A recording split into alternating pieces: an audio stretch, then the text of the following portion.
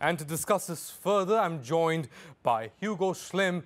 He's the head of humanitarian policy at the International Committee of the Red Cross. Hugo, thank you for joining us from Geneva.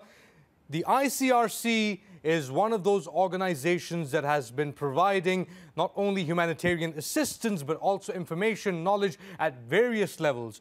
In fact, the international humanitarian law that applies, you've got child soldiers on one side, you've got landmine issues that the ICRC deals with. Tell us the extent of the reach of the ICRC and its responsibilities.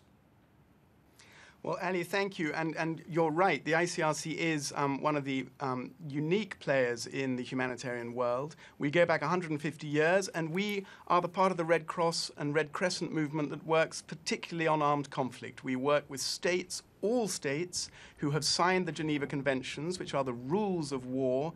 We work with them operationally on the ground to try and make sure that the rules of war are respected and that the fight is taken place in a particular form which protects civilians as much as possible, which respects prisoners of war, and which respects the wounded. So we work with states at that level and with all warring parties across an armed conflict, and we also provide humanitarian relief directly ourselves and with our movement. So national Red Cross, Red Crescent societies all over the world, in every country of the world, not least in Turkey, where you have Kızılay, the Turkish Red Crescent, who are one of the most important Red Cross, Red Crescent societies in the world. Tell us specifically, recent conflicts in Syria and Yemen have also shown the limits of the ICRC's potential and its reach. Tell us what you have experienced. What are the limits of the ICRC in such an environment as maybe in Syria and in Yemen?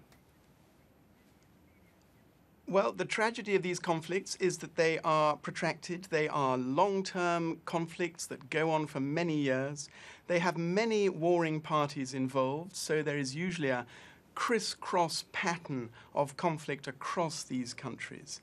And a lot of these countries are highly urban too, so we're seeing major attacks by artillery, by air power, that we haven't seen really for many years, destroying large parts of cities, towns, and really making these urban areas unlivable for civilian populations.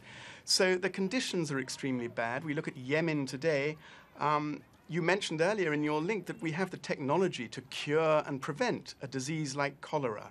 But today in Yemen we have 500,000 cases of cholera, an easily treatable disease. And that is because the country has, in effect, been destroyed, its health services destroyed, and import restrictions, difficulty of civilian populations to move, means that people are poorer and poorer, water is dirtier and dirtier, people are sicker and sicker.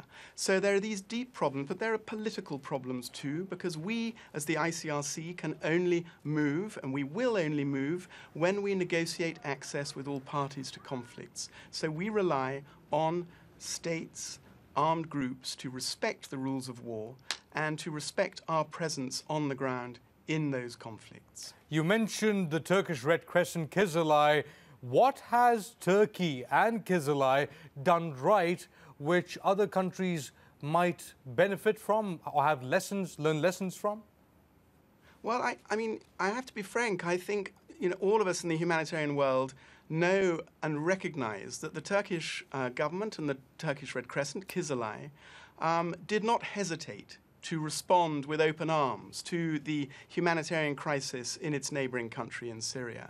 And I think in many ways the way that the Turkish people, the Turkish government and Kızılay have responded to the refugee crisis, welcomed millions of people, treated them properly, housed them properly, and ensured that they are, in a sense, almost integrated into Turkish society, has been a significant example to other states in the world at this time.